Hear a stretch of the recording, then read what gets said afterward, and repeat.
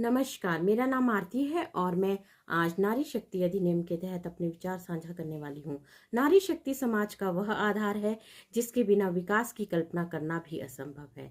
नारी शक्ति का अर्थ केवल महिलाओं का सशक्त होना नहीं है, बल्कि यह पूरे समाज और राष्ट्र की प्रगति का प्रतीक है।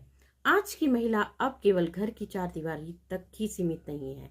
वह अंतरिक्ष से लेकर खेल के मैदान और राजनीति से लेकर व्यापार तक हर क्षेत्र में अपनी सफलता का परचम लहरा रही है। नारी प्रेम, त्याग और सहनशीलता की मूर्त होने के साथ साथ साहस और नेतृत्व की भी प्रतिमूर्ति है। जब हम एक नारी को शिक्षित और सशक्त बनाते हैं, तो हम वास्तव में एक पूरी पीढ़ी और समाज को सशक्त बनाते हैं। नारी का सम्मान करना और उसे समान अवसर देना ही एक सभ्य समाज की सबसे बड़ी पहचान है। भारत के लोकतांत्रिक इतिहास में एक स्वर्णिम अध्याय नारी शक्ति अधिनियम पर अपने विचार साझा करने जा रही हूँ। सितंबर 2023 में पारित यह ऐतिहासिक कानून हमारी संसद और राज्य विधानसभाओं में महिलाओं के लिए 33% आरक्षण सुनिश्चित करता है। यह अधिनियम केवल सीटों के बंटवारा नहीं है, बल्कि देश की आधी आबादी के सामर्थ्य और नेतृत्व पर अटूट विश्वास का प्रतीक है। यह कानून महिला विकास से आगे बढ़कर महिलाओं के नेतृत्व वाले विकास, विमेन लेड डेवलपमेंट के संकल्प को सिद्ध करता है। यह आरक्षण के लागू होने से नीति निर्माण में महिलाओं की भागीदारी बढ़ेगी, जिससे हमारा लोकतंत्र और अधिक समावेशी और सशक्त बनेगा। वास्तव में यह अधिनियम विकसित भारत के निर्माण की दिशा में एक क्रांतिकारी कदम है, जो आने वाली पीढ़ियों के लिए एक समानता के नए द्वार खोलेगा। आधिकारिक तौर पर नारी शक्ति वंदन अधिनियम कहा गया है इसे, जो महिला सशक्तिकरण के प्रति सम्मान को दर्शाता है। यह 128वां संविधान संशोधन विधेयक था, जो कि पारित होने के बाद 106वां संविधान संशोधन अधिनियम बना।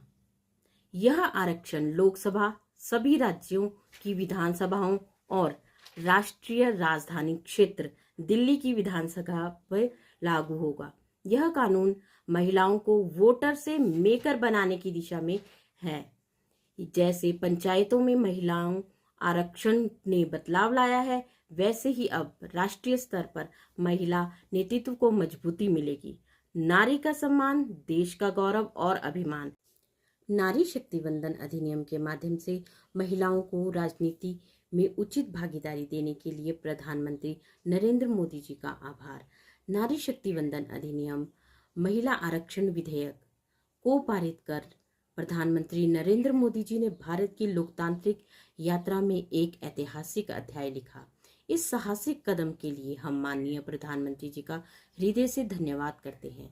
दशकों से लंबित इस कानून को हकीकत में बदलकर उन्होंने यह सिद्ध कर दिया कि नारी शक्ति केवल एक नारा नहीं, बल्कि उनके संकल्प का मुख्य केंद्र है।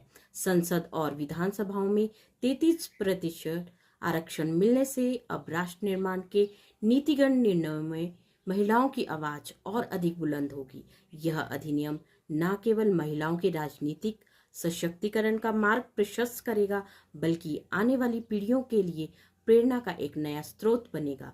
प्रधानमंत्री जी का यह निर्णय एक नए भारत के निर्माण में मील का पत्थर साबित होगा।